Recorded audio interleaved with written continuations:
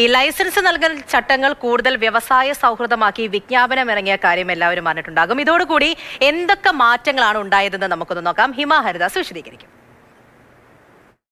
പഞ്ചായത്ത് രാജ് ചട്ട ഭേദഗതി നിലവിൽ വന്നിരിക്കുകയാണ്. സംരംഭക മേഖലയിലടക്കം വിപ്ലവകരമായ മാറ്റങ്ങളാണ് വന്നിരിക്കുന്നത്. എന്തൊക്കെയാണെന്ന് നമുക്ക് വിശദമായി നോക്കാം. ലൈസൻസ് ചട്ടങ്ങൾ ലഘൂകരിച്ചിട്ടുണ്ട്. ചെറുകിട സംരംഭങ്ങൾക്കൊക്കെ ലൈസൻസ് ഉറപ്പാക്കും. അതായത് നിയമവിധേയമായ ഏത് സംരംഭത്തിനും ഇനി പഞ്ചായത്ത് ലൈസൻസ് ലഭിക്കും.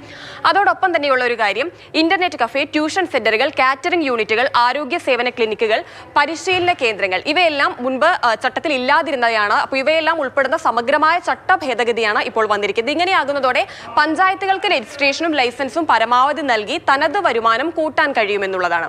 അടുത്തതായി, വീട്ടിലെ സംരംഭങ്ങൾക്കും ലൈസൻസ് ഇനി മുതൽ ലഭിക്കും. ഇതാണ് ഏറ്റവും പ്രധാനപ്പെട്ട കാര്യം. വീട്ടിലിരുന്ന് ചെറിയ ബിസിനസ് ഒക്കെ പ്ലാൻ ചെയ്യുന്നവർക്ക് വളരെ ഗുണം ചെയ്യുന്നതാണ്. ഇപ്പോൾ വീട്ടിലിരുന്ന് അച്ചാർ ബിസിനസ്, അതുപോലെ തന്നെ മുറുക്കുണ്ടാക്കുക, കുട്ട നെയ്ത്ത്, ചന്ദനത്തിരി, അങ്ങനെ ചെറിയ ചെറിയ ബിസിനസ് ഒക്കെ പ്ലാൻ ചെയ്യുന്നവർക്ക് ബാങ്ക് വായ്പയും GST രജിസ്ട്രേഷനും ഒക്കെ എളുപ്പത്തിലാകുമെന്നുള്ളതാണ്.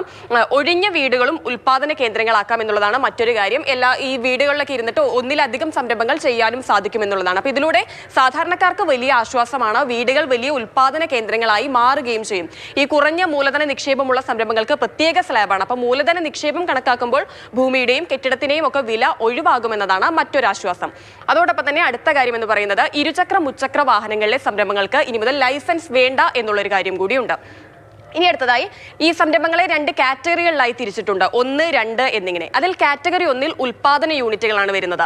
പഞ്ചായത്ത് ലൈസൻസ് വേണ്ട. അതായത് വൈറ്റ് ഗ്രീൻ വിഭാഗങ്ങളിൽ വരുന്നവയ്ക്ക് പഞ്ചായത്ത് ലൈസൻസ് വേണ്ട. സംസ്ഥാന മലിനീകരണ നിയന്ത്രണ ബോർഡിന്റെ വൈറ്റ് ഗ്രീൻ വിഭാഗത്തിലെ യൂണിറ്റുകൾക്കാണ് ലൈസൻസ് ആവശ്യമില്ല എന്ന് പറയുന്നത്. പകരം ഇവരൊരു നിശ്ചിത തുകയടച്ച് രജിസ്റ്റർ ചെയ്താൽ മാത്രം മതിയാകും. അതേസമയം തന്നെ റെഡ് ഓറഞ്ച് വിഭാഗങ്ങളിലാണ് വരുന്നതെങ്കിൽ ഈ ലൈസൻസ് അത്യാവശ്യവുമാണ്.